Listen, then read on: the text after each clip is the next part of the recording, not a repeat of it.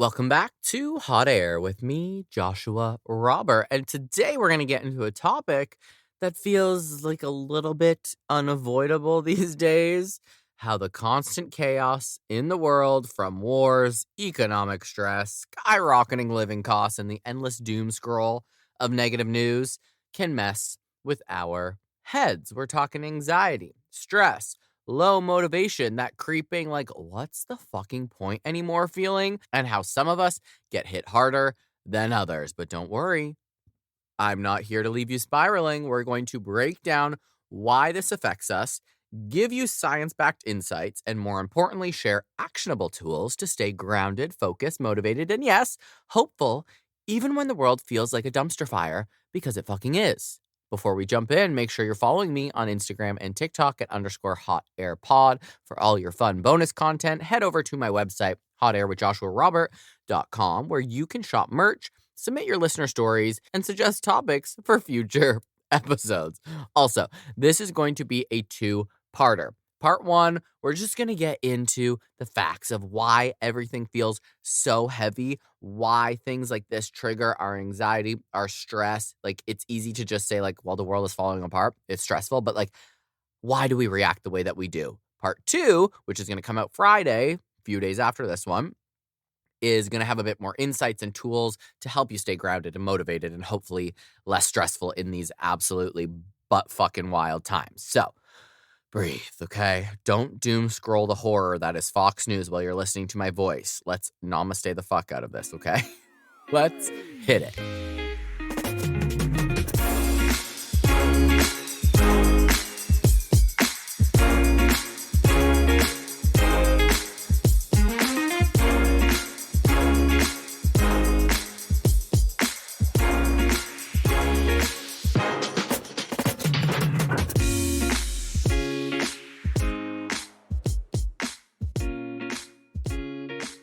Part one, why does everything feel like a lot? Okay, quick question. Have you ever opened up your phone in the morning? Like, literally just opened your eyes, grabbed your phone, maybe one eye is still closed. Like, that's kind of my go-to pose. I'm like, oh, the sun is too bright. One eye must remain closed. And you think you're going to, like, check something innocent, maybe the time, or how much time you have left on your alarm, or the weather, or your text. And then within 90 seconds, you're suddenly aware of 3 global conflicts, the economy possibly collapsing, a new health scare you should be fearing, and the fact that eggs cost more than your will to live. That was a long question, but I think you got it because, yeah, Samesies. And it's not even dramatic anymore. Like, this is just Tuesday. This is just what you do on Tuesday when you wake up. And I feel like lately, every conversation that I've been having with people, friends, coworkers, strangers, my barista who didn't even ask but is emotionally involved, it always circles back to the same vibe, which is, I don't know what's going on anymore, but I feel very off. Not necessarily like full breakdown, not necessarily crisis mode, but this low-level, constant hum of anxiety, like your nervous system is buffering. And that has been me since, honestly, like probably the beginning of February, and it's almost the end of March now. Just this like weird vibe of like, what is even happening? I'm not motivated. I have like this little hint of anxiety that's just like whispering in the back of my head. It's not a good time. And for a long time, I thought maybe it was just me. I was like, okay, maybe I need to, I don't know, meditate and medicate more, drink more water, drink more vodka, go outside, stay inside, do a little wellness era reboot. But like, then I started noticing that I think everyone feels like this collectively. We are all just a little bit more on edge than we used to be. And this might sound crazy. It's kind of wild, but there is a reason for it. Like a real scientific, brain-based reason why everyone feels like it's a lot right now. So let's start with something simple. The average person today consumes the equivalent of about 74 gigabytes of information per day, which is roughly the same as watching 16 movies in a day. 16 movies every single day, and like absorbing that information. Your brain is basically running a film festival, and none of the films are relaxing, okay? They're all horror films about how much your groceries cost. And on top of that, a huge portion of that information that we are absorbing, a huge portion of all those gigabytes, is negative.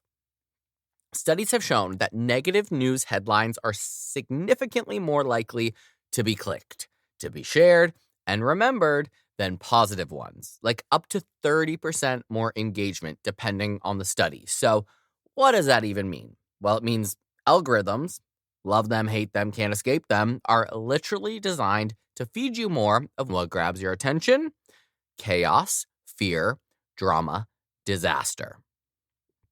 God, this is dark. So it's not just that bad things are happening, it's that you are being served those bad things constantly on a loop in high definition with commentary. And your brain is just sitting there like, oh my God, everything is happening. We are in danger and we should probably panic. Except you're not in danger. Or I struggle to say that because I feel like we are in danger, but like currently you're kind of okay. Maybe you're sitting in bed or you're on your couch or in line at Trader Joe's, probably a very long line where no one has a concept of personal space, but your body does not know that, right? Because your body didn't evolve for this level of exposure. Like humans evolved in small communities, okay? Where the biggest threat was maybe a storm or a wild animal or Greg from down the road being shady. Like that was it. That was the only thing that at one point in time people had to worry about. That was the scope. Your brain was designed to handle local, immediate threats, not constant global stream of worst case scenarios like the world ending, okay? World War III, hello. Now, fast forward to today, and before you've even had your coffee, you've emotionally processed a war, an economic forecast, a natural disaster, and someone's hot take about all of that. And that is not normal. That is not something your brain knows how to regulate smoothly. There was a point in time where nobody knew a hurricane happened on whichever coast, or an earthquake happened, or that there was a war going on, or it just didn't seem as grounded or relatable. But with social media, it's like we feel and see everything instantly. And there's actually a study from the American Psychological Association that found that over 70% of adults report feeling overwhelmed by the number of crises happening in the world right now. 70%. I'm surprised it's not higher, honestly. That's not a you problem, though. That's a we are collectively overstimulated problem. And it shows up in like very, very weird ways. It's not always full panic attacks or obvious anxiety. Sometimes it's just feeling tired all the time or irritable or like you can't focus or like you're just kind of numb. Like things that should feel exciting don't really hit the same. For me, I've just been very tired lately, and it doesn't matter how much sleep I get, how good or how bad I eat. I do notice a little bit of difference if I just binge on some pizza, Doritos, and candy, which, not gonna lie, probably gonna do later because I'm an emotional eater. So when things are really bad, I eat terrible. When my anxiety hits, I be eating Domino's like it's nobody's business, and that doesn't always make me feel great when I wake up. But I've just been irritable, tired. Focus is always challenging for me. And I'm just kind of at this in between level where it's like, obviously, I'm excited to do the pod. I'm excited about creating my art and, moving into my new apartment and decorating and things, but it doesn't feel like the same level of excitement that it might normally if I wasn't worried that World War III was going to happen tomorrow. Now, if you feel that way, that's not you losing your personality. That is your brain trying to protect you from overload. Because when your brain is constantly exposed to stress signals, it starts to adapt. It goes into what's called a chronic stress state, where your body is producing higher levels of cortisol, which is the stress hormone, over longer periods of time. And when cortisol stays elevated, it messes with everything: your sleep, your mood, your energy, your focus, even your immune system, which is probably why I feel like I'm starting to get sick. So, if you've been feeling like you're more anxious, more tired, more easily overwhelmed, or just kind of like blah, everything's blah, well, congratulations. You are having a very normal response to a very abnormal amount of input and a very abnormal moment of human history. And then, on top of all of that, Let's layer in the fact that we are not just consuming information, we are consuming it emotionally because it's not just headlines anymore, right? It's videos, it's firsthand accounts, it's commentary, it's people reacting in real time. And on some social media channels like Twitter, a lot of videos and photos are shared that are censored in other places. So we see, for example, a lot of dead bodies from war. We see people being killed. We see some very graphic stuff if you're scrolling or searching or find yourself down the wrong rabbit hole. It's like you're not just hearing about things, you're experiencing them secondhand, but you're experiencing them over and over again. And there is actually a term for this: vicarious trauma. It's when you experience stress responses from exposure to other people's trauma, even if you're not directly involved. And traditionally, this was something we talked about with therapists, first responders, people in high exposure roles. But now it's happening to everyone with a smartphone. And for example, when I watch a video, my one friend Jordan, shout out Jordan if you're listening, he always sends me videos of people getting hurt. He thinks it's really funny. Like that's his thing that he loves to laugh at. Some of them, yes, are hilarious. But if there's like a video, I don't know, of somebody skateboarding and they fall and they hit their head on the floor, I physically feel a little ping in, like, I don't know if my nerves are firing or something, but I can feel where they injure themselves. If somebody breaks an arm, I feel a weird tingle in my arm. So perhaps some of us are a little bit more sensitive than others, and that's why I'm a bit down in the dumps lately. I got the blues, but some of us are extremely sensitive. And when we're absorbing all of this, we are reacting to someone else's trauma. And because you can watch something happen across the world in real time and your brain processes it like this is real time, this is happening, we need to respond, that there's absolutely nothing you can do. That's kind of where that helplessness kicks in, that feeling of this is awful and I can't fix it. And that feeling is one of the biggest drivers of anxiety and stress. And let's not forget the financial side of things right now. It's not just absorbing information from Twitter, because that's the other layer here.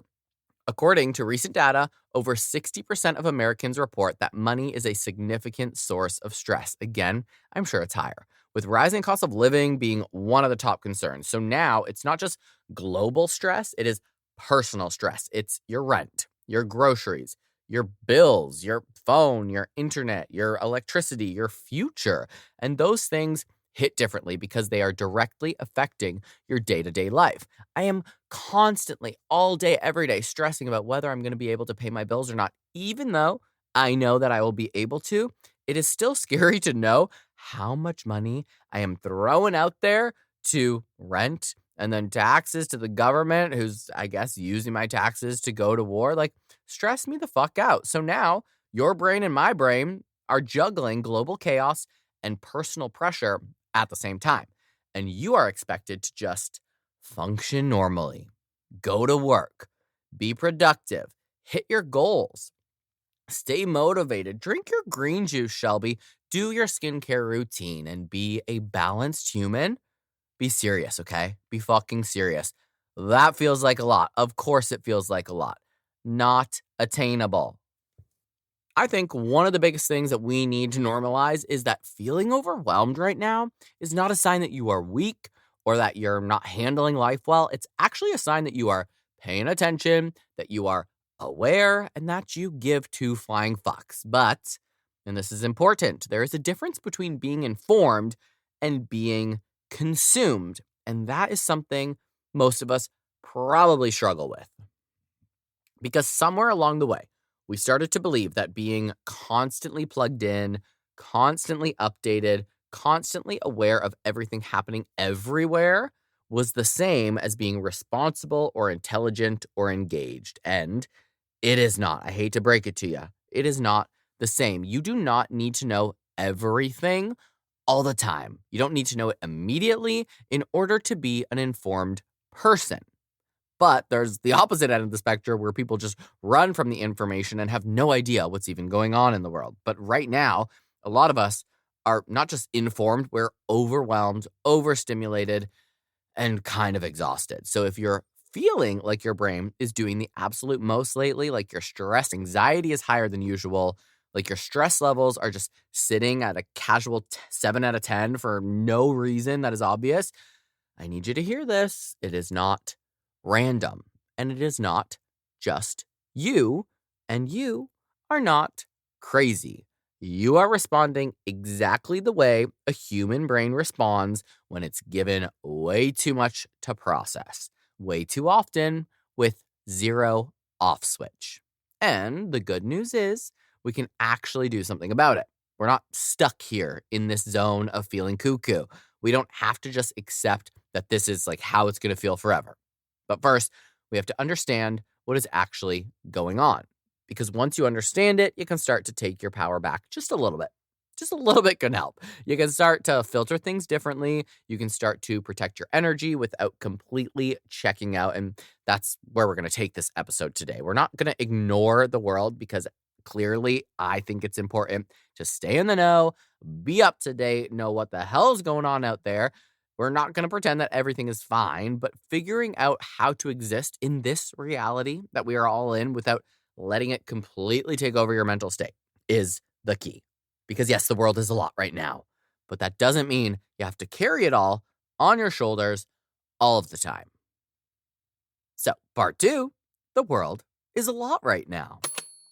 Okay, so now that we've established that you're not crazy, I mean, you could be in other ways, but you're not. We're all on the same page here, and your brain is not just being dramatic for fun. Let's talk about the actual environment we're living in, because the truth is, it's not just in your head. The world really is doing the most right now, like across the board, the most. You've got ongoing wars and new wars and geopolitical tension that feels like they're constantly escalating, political division that somehow finds a way to seep into every corner of daily life. Like everything is like, are you a libtard or are you MAGA? Like it's two very extreme things. I identify as a libtard, okay? Because duh. We've got economic pressure that's making basic things like groceries feel more like a luxury purchase. And then on top of that, a media system that is basically designed to make sure you never get a break from any of it. And that is intentional. And let's be real, Trump is in cahoots with most of the people now that we get our news from. And I think what makes this particular moment in time feel so uniquely overwhelming is not just the existence of these problems, because, the world has always had problems, but history is basically a highlight reel of chaos. What's different now is the frequency, intensity, and accessibility of that information. Like we are not just hearing about things, right? We are immersed deeply in them. There's a concept in psychology and media studies called mean world syndrome, which came out of research by George Gerbner. And the basic idea is that the more media that you consume, especially negative or violent media, the more likely you are to believe that the world is more dangerous than it actually is. Your perception of reality shifts. And let me tell you a little personal thing here. My parents, who watched a lot of the news, they always have, they always will. Even growing up, they absorbed it a lot. It was very different then. It wasn't quite as chaotic, but they're constantly messaging me asking about ICE and wondering if I'm safe. And well, obviously the stuff that happened with ICE is terrifying and terrible. I'm not walking to the grocery store and seeing swarms of ICE vehicles down the street every single day, but the television makes it appear as though basically ICE is on every single street corner. That is intentional to make us feel fear. So my parents feel fear for me because they are constantly absorbing this news cycle that is feeding this fear narrative to them. And while it is terrifying, and I wish ICE would just fuck right off, that is not the reality of like every day running your chores, running your errands, doing what you got to do around town. But they would never know that because they don't live here. Now, back to mean world syndrome. So here's the kicker. The research started with television, like scheduled programming. Imagine what that effect looks like now in a world where your phone is feeding you an endless, personalized stream of content 24/7. I think we forget sometimes that the content we view, even if we don't pick it, is personalized for us by the algorithm. If you like Trump, you like MAGA, you look at that stuff too much, that's all you're going to get. That's going to become your reality because now it's not just you watch the news tonight. It's you woke up and checked headlines. You scrolled Instagram. Maybe you checked TikTok. You got a push notification from Twitter. You open Twitter. Sorry, X. You open X. I still hate it. Whatever. You saw a video. You saw reactions to the video. You read comments. You saw arguments about the reactions and the comments. And suddenly, you've consumed hours worth of emotionally charged content without even realizing it. There was actually a study from Pew Research Center that found that about 86% of Americans say that they get their news from a digital device, and nearly 60% say they do so multiple times a day, which means there is almost no gap between you and whatever is happening in the world. It used to be just like, 6 o'clock news is on. You watch it for 30, 45 minutes, and that's that. Now, every time I open my phone, some kind of news story. And again, your brain does not distinguish between this is happening near me and this is happening across the world. It just registers threat, uncertainty, and instability. And uncertainty, by the way, is one of the biggest triggers for anxiety. Like your brain hates not knowing what is going to happen. It would almost rather know that something bad is coming than sit in the unknown. Anxiety is about unknowns. So when the world feels unpredictable, which, hello, it fucking does, your anxiety is going to naturally show up. And then we layer in social media, which is a whole separate beast.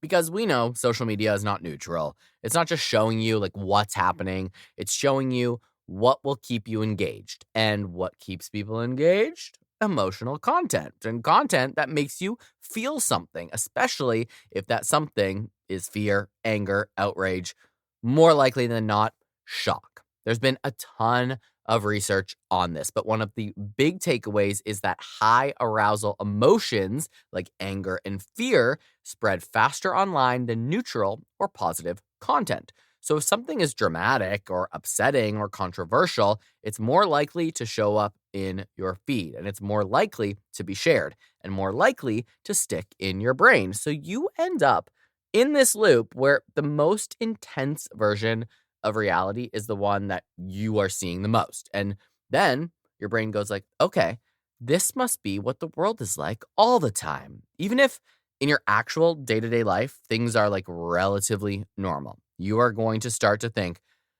the world is like everything you see on Instagram.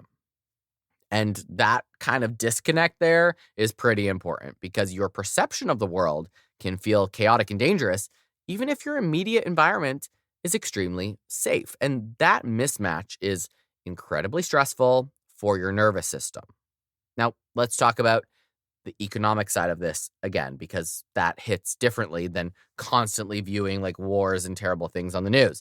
It's one thing to see scary headlines. It's another thing to feel pressure in your actual life. And right now, a lot of people are feeling it.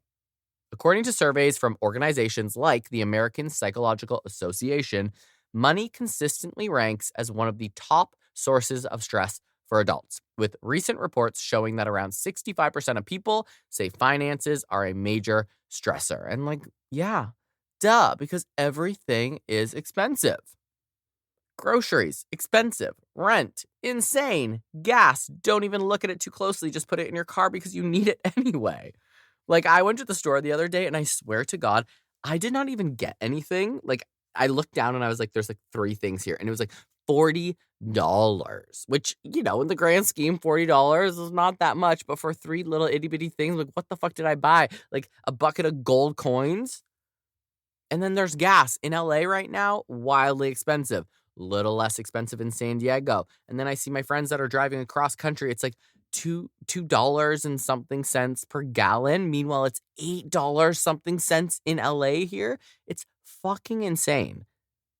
And all of that constantly creates this background stress where you feel like you're always trying to keep up. Like you can't fully relax because there's always something you need to figure out that you have to pay for, that you have to plan for, all the things. And financial stress in particular is tough because it's not something that you can just like mindset your way out of. Like, yes, the mindset helps. I believe that, but also like numbers are real. Your job just isn't going to give you a 50% raise because of your mindset.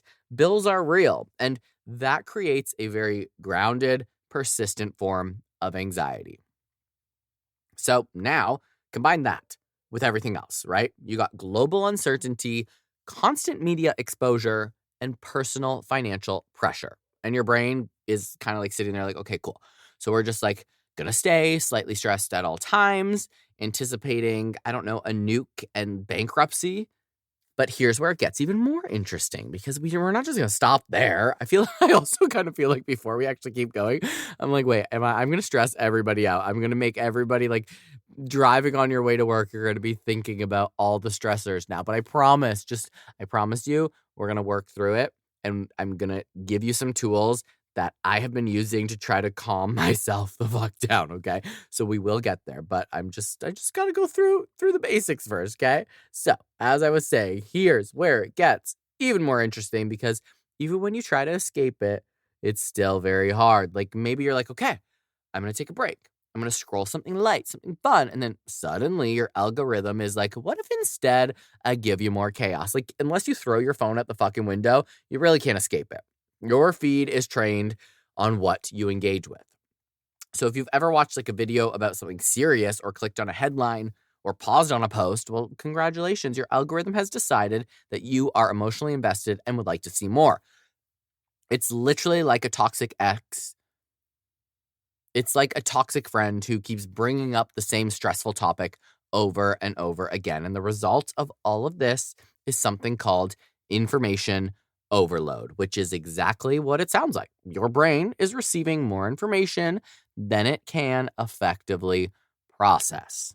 There was research out of the University of California, San Diego. Hey, shout out San Diego.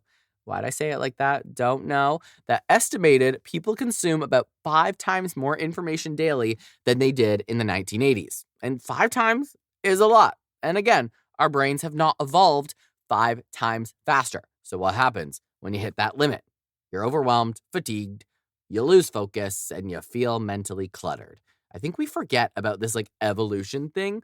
Technology and the world around us has evolved a lot faster than human beings because evolution physically as a human being goes through generations. Like my eyes are not going to evolve for use of a phone. Like if I had a child, I would pass down some sort of genetics that would allow their eyes to evolve to use a phone better. Does that make fucking sense?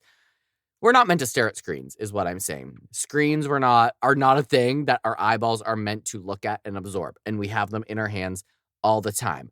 But me, in my lifetime, my eyes are not going to evolve to be able to look at a screen without doing harm to my eyesight.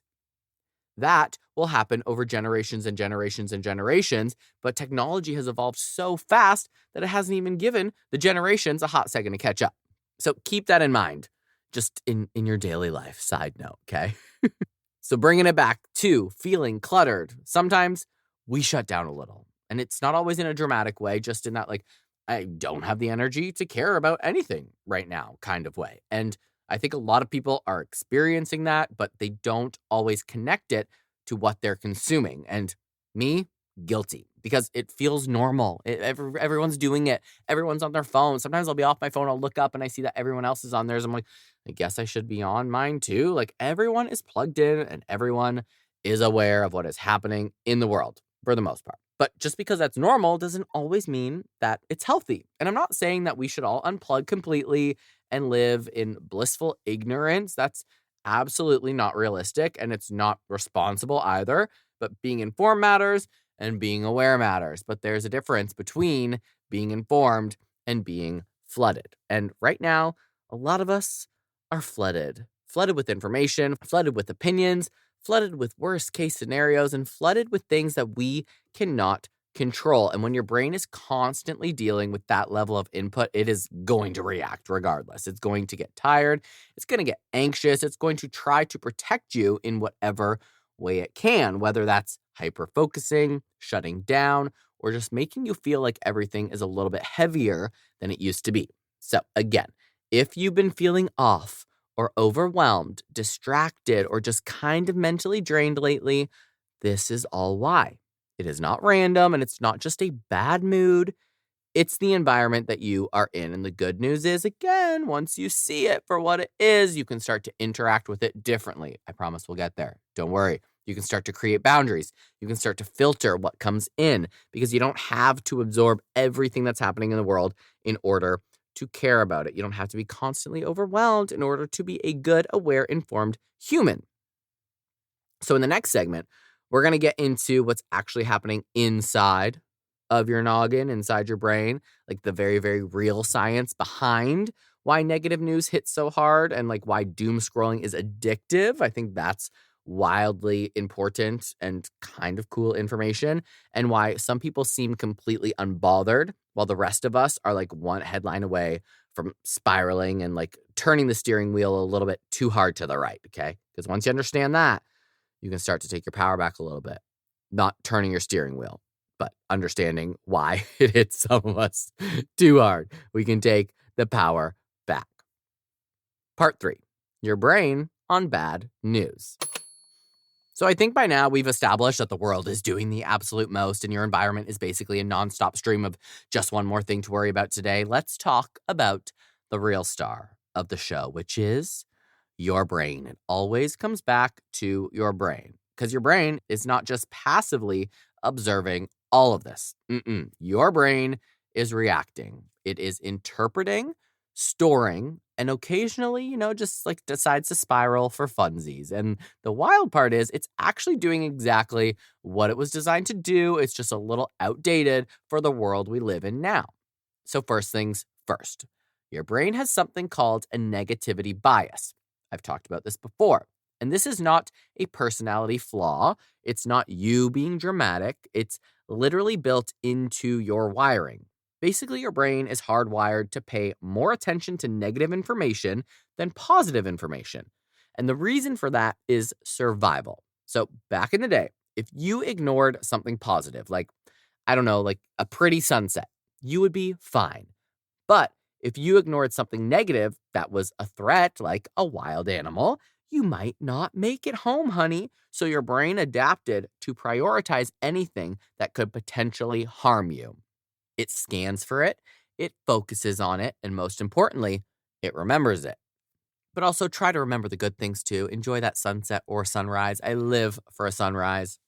So there have been studies showing that negative events actually produce more neural activity than positive ones, meaning that your brain processes them more deeply and holds onto them longer. So when you see 10 neutral or positive things and one negative headline, guess which one your brain is going to latch onto?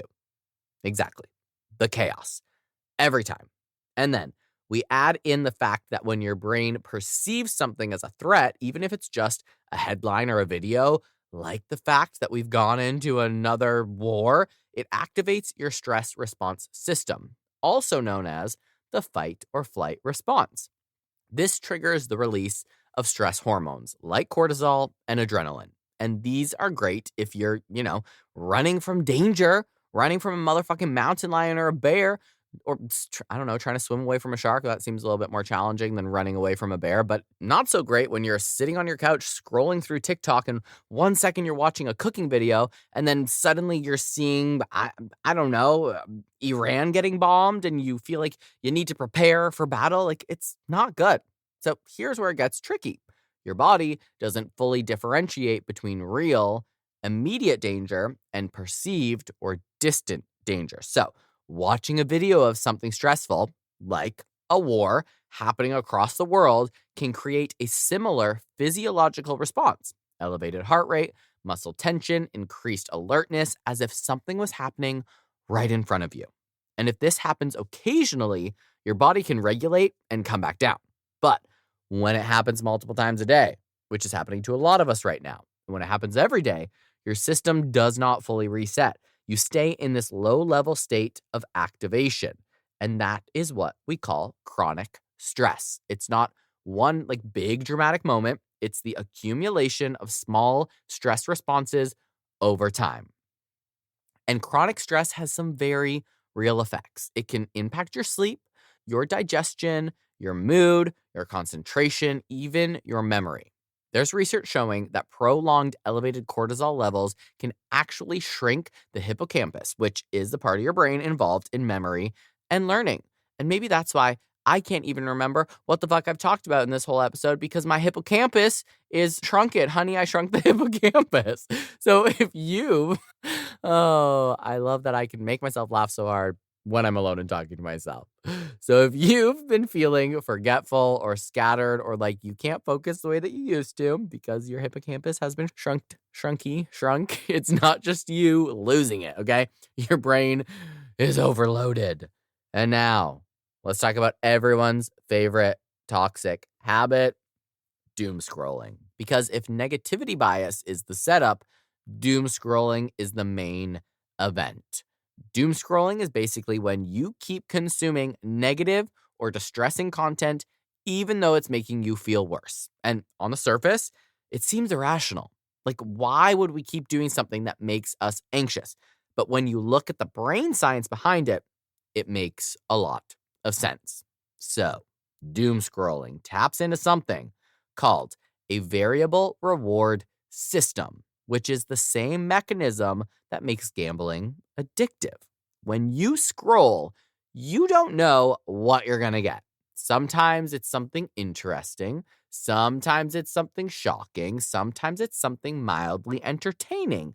That unpredictability keeps your brain engaged because it's always anticipating the next quote unquote hit of information.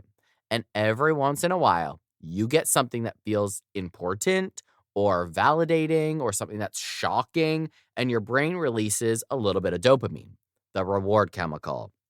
So even though most of what you're consuming is stressful, your brain is still being reinforced to keep going. So you end up stuck in this loop where you are stressed, but also hooked.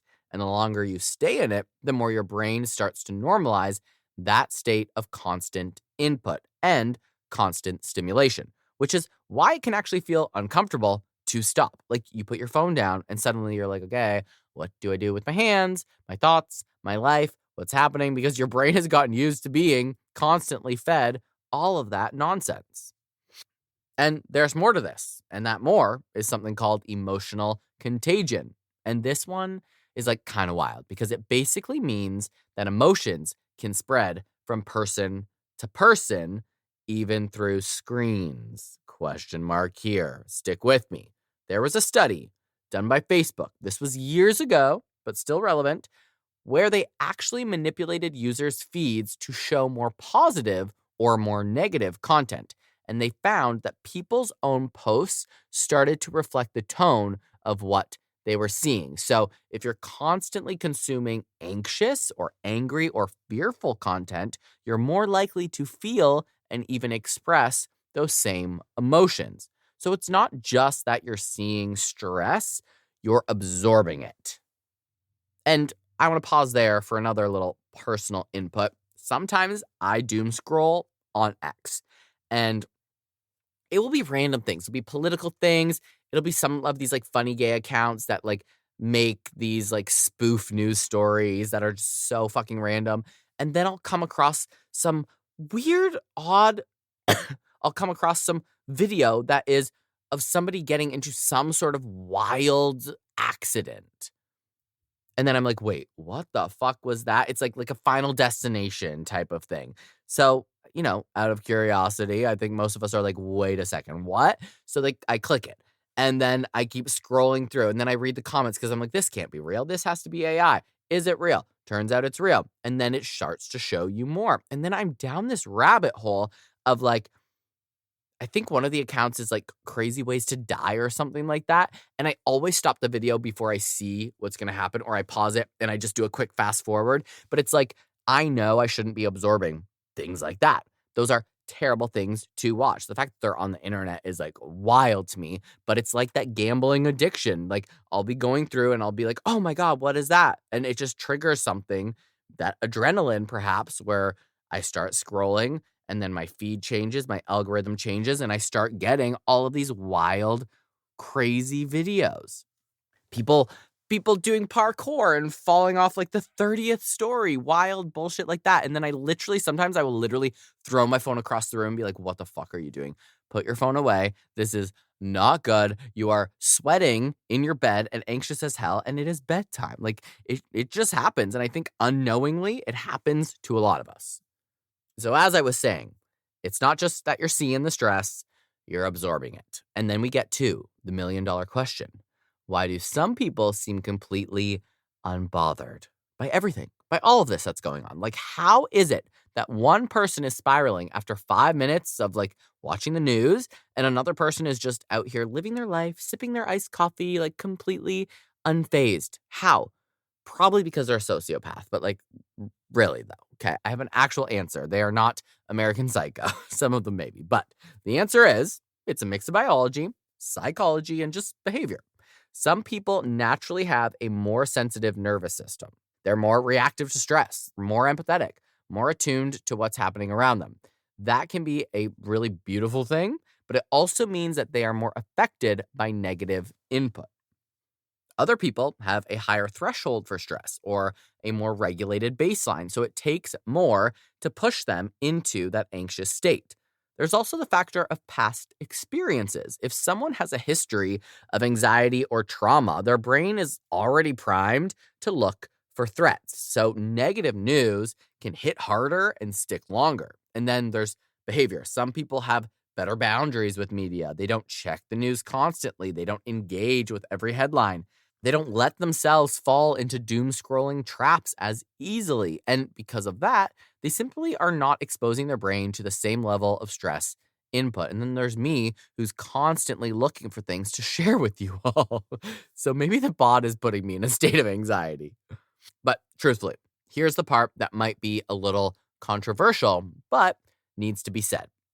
Not everyone who seems unbothered is more evolved or more informed.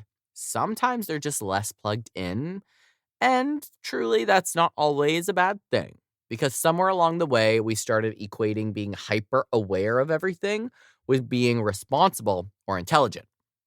Like if you're not constantly updated, you're somehow out of touch, but in reality, being constantly overwhelmed doesn't make you more effective, it just makes you more exhausted. There's actually research suggesting that too much exposure to negative news can lead to learned helplessness, which is when you start to feel like nothing you do makes a difference. And when people feel that way, they're less likely to take meaningful action. So ironically, over-consuming information can actually make you less engaged, not more engaged. And that's part of the reason I started Hot Air, because I was like, so much is happening. I feel like I want to do something. I feel like I want to be an activist. I want to talk about these things. And I didn't really know how to go about it. So I was like, let me give this a try. And here we are. Almost a year later, this is my version of doing something about it. So if you're someone who feels things deeply, who gets affected by what's happening in the world, who finds yourself getting anxious or overwhelmed after scrolling or watching the news, that doesn't mean you're weak. It means your brain is just doing its job. It's picking up on signals. It's trying to protect you. It's trying to make sense of a very noisy, very intense environment. But, and this is important, this is an important but. I want to make jokes about important buts, but I'm going to remain serious. Just because your brain is wired this way does not mean you are stuck. You are not at the mercy of every headline, every notification, every piece of content that crosses your screen. Once you understand what's happening, you can start to interpret the patterns. You can start to create space between the input and your reaction, because right now, a lot of what's happening is automatic. You see something, your brain reacts, your body responds, and before you know it, you're anxious, overwhelmed, having a breakdown, mentally drained, and eating a pint of Ben & Jerry's, which actually sounds like a great idea right now. But when you slow that process down, even just a little bit, you start to regain some control.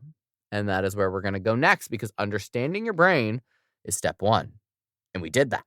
But step two is figuring out how to work with it instead of against it, how to stay informed without feeding the anxiety loop, how to set boundaries without completely checking out. Because the goal is not to become numb or disconnected. The goal is to stay grounded in a world that is constantly trying to pull you in 5 million different directions. And trust me, just stick with me, it is possible. Part 4, staying informed without spiraling. Now we're getting to the real question. What do we actually do about all of this? Like, where do we even begin? Because the goal here is not to stick our heads in the sand and pretend that everything is fine. Like, we're not doing delusion, okay? The vibe is not delusion. We're doing discernment. There is a difference. You can be informed and aware and engaged without letting it completely hijack your mental state.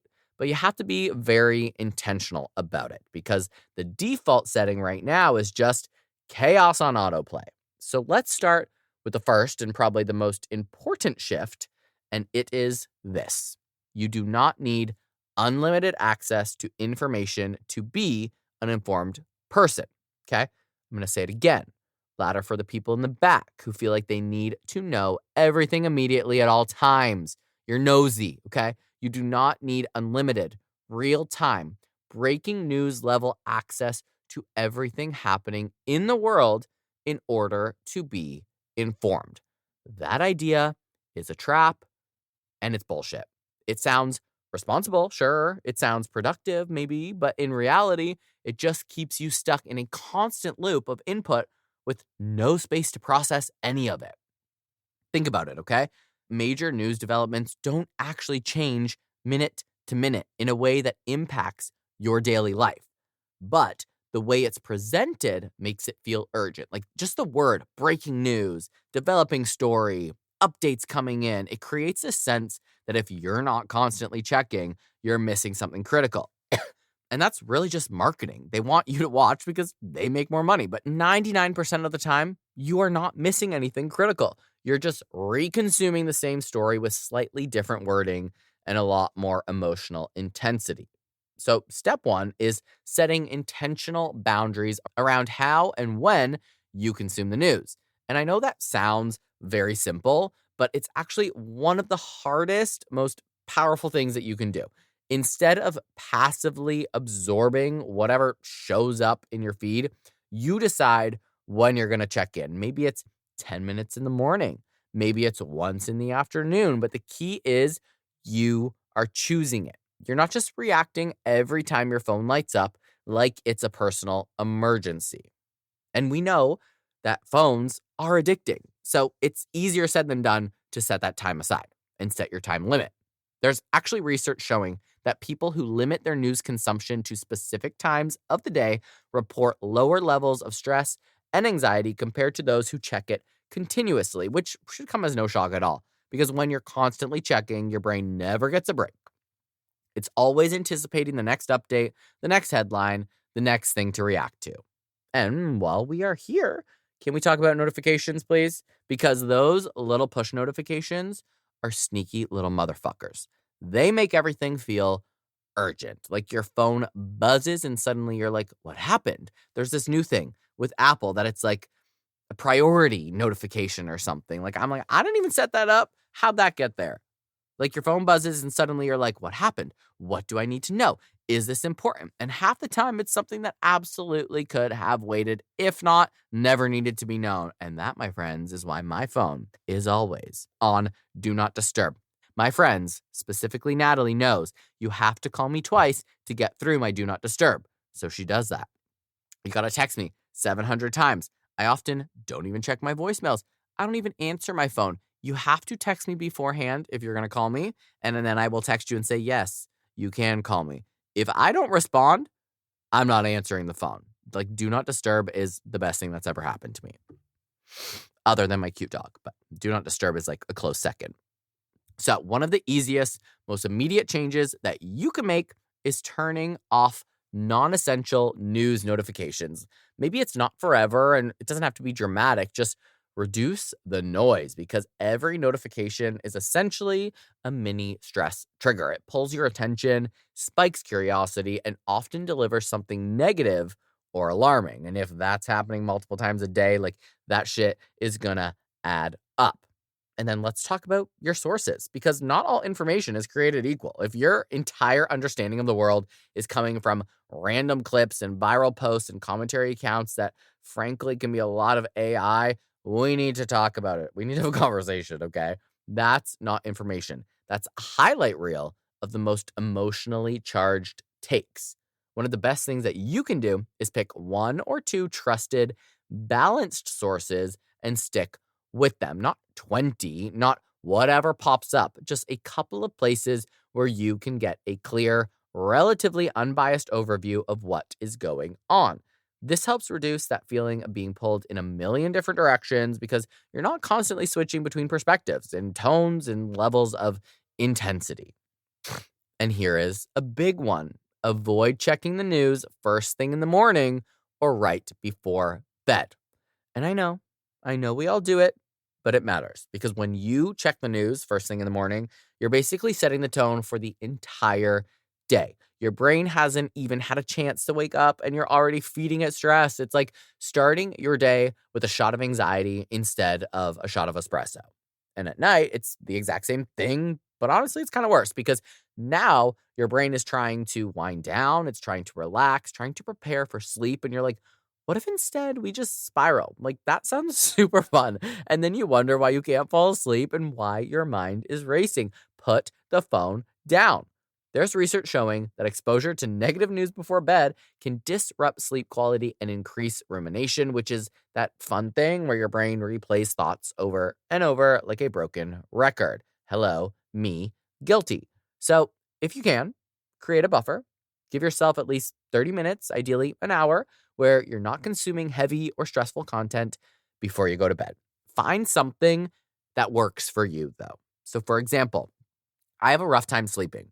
I have tried all kinds of things, like different guided meditations. I've tried different lighting. I've tried different music. I've tried watching movies or TV. And I finally found like the secret recipe, which is I play these crystal singing bowls on YouTube. It's a 12-hour long video with no ads.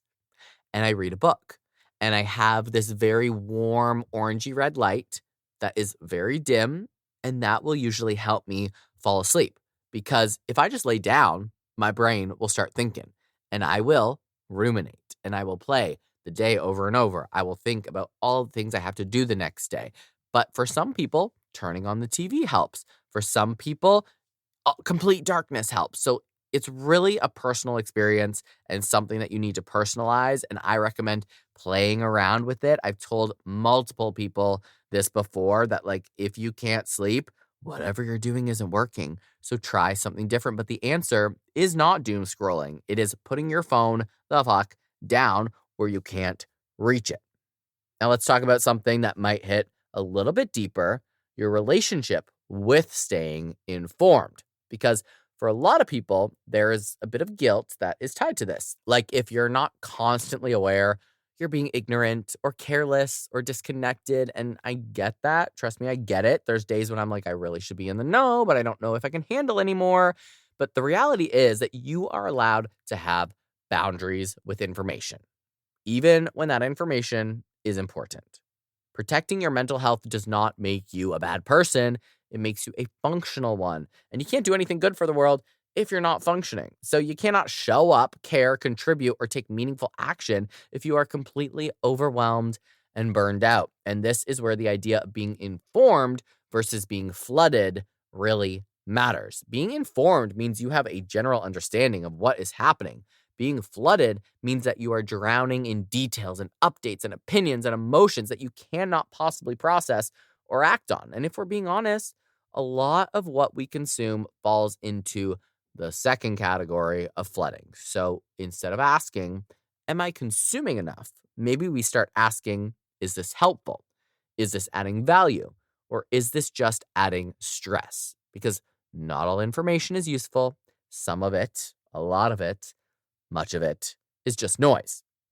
And then bringing it back to social media, which we need to address, of course, gently but firmly, because your feed is not neutral. It is curated based on what you engage with. So if you're constantly interacting with stressful shit or negative shit, your algorithm is going to give you stressful and negative shit more and more and more. It's like, you watch that? Great. Here's 10 more things to stress you out. Let's lose some sleep tonight. Thank you, Mark Zuckerberg. So part of staying informed without spiraling is actually curating your digital environment. That might mean muting certain keywords, unfollowing accounts that consistently stress you out, or intentionally engaging with more neutral or positive content to balance things out. You're just choosing not to be bombarded by one version of reality all of the time. And here's something that I think more people need to know. You are allowed to not engage with every single issue, every single headline, and every single conversation. You do not have to have an opinion like I do on everything immediately. You don't have to absorb every friggin' detail. You don't need to carry every story with you. It's like okay to say, I'm aware of this, but I'm not going to deep dive into it right now. I think I started the pod caring about everything, and then I realized, duh, LGBTQ plus rights and mental health are some things that I'm more passionate about. I do kind of jump around, but I try not to get too ingrained in issues that I don't necessarily know that much about or that I don't feel that passion towards because there is somebody more qualified, more passionate to take on those topics. It's not avoidance, it is simply regulation. At the end of the day, your capacity is limited, your energy is limited, your attention is limited, and if you spread it across everything, you end up with nothing left for yourself. So the goal here is not to disconnect completely, it is to be intentional, selective, and aware of what you consume and how it's affecting you. So you do that to create space between you and the constant stream of information, to give your brain time to process, reset, and just to exist without being in reaction mode 24/7. And when you do that, something really interesting happens. You start to feel a little bit more grounded, a little more in control, a little less like you're being pulled in a million different directions. And then from that place, you can actually engage with the world in a more meaningful way. You can think more clearly. You can respond instead of react. You can care without completely unraveling. And that's the balance we're aiming for. Not ignorance, not overwhelm, just informed, but stable and hot. And truly, that is a power move. And that, hot air fam, is where we're going to wrap up today's episode. We covered a hell of a lot. How global chaos can spike stress, anxiety, and depression. Why some of us get hit harder than others. How to start filtering out the scary stuff without checking out completely. And on the second part of this little series, we're going to chat about the importance of reclaiming your main character energy in this crazy world. We're going to get into more tools to stay grounded, ways to get motivated even when life can feel absolutely pointless, and how to hold onto hope without being a little bit delulu. And the big takeaway, you don't have to carry the weight of the world to be aware, okay? You can stay informed, take action where it matters, and still protect your mental space. It's all possible. Remember, small steps, intentional boundaries, and a little self-kindness go a long way. And don't forget to follow me on Instagram and TikTok at _hotairpod to keep the conversation going. Visit my website, hotairwithjoshuarobert.com, to submit your listener stories and share your topic suggestions and shop my merch. And that is it for today. So if you can, set your phone on DND, unplug, disconnect, ignore the news for like 24 hours, and I will see you. Well, I'll see you on Friday, but I will also see you next Tuesday.